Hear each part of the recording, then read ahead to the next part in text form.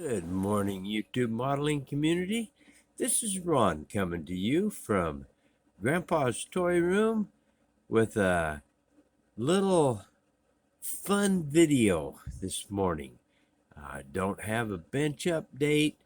Been really busy with some other outside stuff, so we're going to do a little flashback type thing. Gonna move these, and those will be back in a little bit. But what I'm going to do this morning is show you a couple of old car bodies from the 60s. That's kind of hard to do. I should have put that on a better stand. This is a Corvette that I built probably back in about 1963, when I was living in Lincoln, Nebraska, and I was building for car shows and model car contests. And this Corvette was just kind of a mild custom. I did a rolled rear pan and changed the tail lights and changed the nose of it, built a long nose on it, and did a square headlight assembly on it. And of course, as you can see, there's not even hardly any door detail left because I did so much filling and molding on it. The trunk lid fell down here somewhere, and I want to get that and show it to you. Get kind of a close-up on it, and then I'm going to flip it over because all the interior of this car was done in white corduroy. Corduroy was the big thing back in the 60s when we were doing interiors for model cars.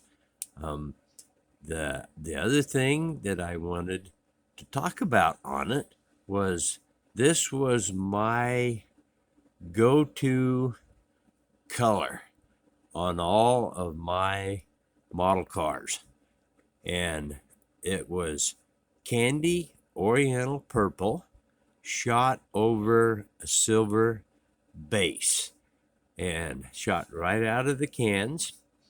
And the reason that those two paint cans were up there is because this was the kind of paints Ron was using in those days. And I can't remember which one was what my purple was, but I kind of think it was the testers. It might have been the Practa enamel, but those were my paints, and right straight out of the can. This one is probably from, this can of paint's probably from the 80s. It was 79 cents, and then they discounted it down to 60 cents. What a fun time. But you can see what kind of a paint job you could get. Nothing has been done. This paint on here is from about 1963, and I did no color sanding or anything like that. No clear coats. These were just straight out of the model cans. So that's the first one that I wanted to share with you. The other one is a car that I built as a replica of a real car that a friend of mine that worked in the upholstery shop at O'Shea Rogers, and he was actually the one that taught me how to sew and do tuck and roll upholstery. So this was a replica of his real 60 Chevy that he put together. A friend of mine had a body shop, custom body shop down there called Hanson's Custom Body Shop, and he did all the work on it. But I took Impala kit and I actually put posts in it to make a post car out of it, because that's what his car was a post car. But did a rolled pan on the front, and then of course I had a custom grill and quad headlights in it, which lost those over there. But then I took and I cut or molded in all the front end here of the body and did what they called a pancake hood. Cut the whole front end off the hood and made it so it would fit down in there, and they called that pancaking the hood back in the 60s. This car was built in 1963, and the original or the real one of it was built in, I think, 62 or late, maybe early 63. I know he had it in a car show in Lincoln, and he was just finishing up his interior in it.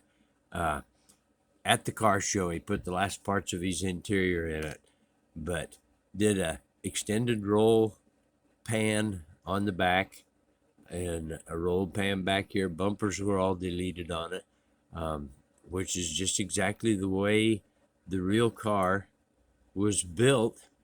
And I am actually going to take this body.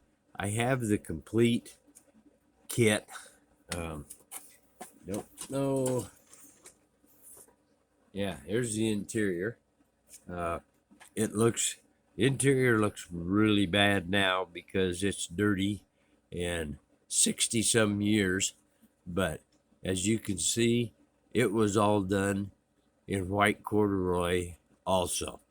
So I just wanted to do a little fun video today and show two survivors from in the early to mid 60s, when I was building for a lot of contests and car shows and stuff.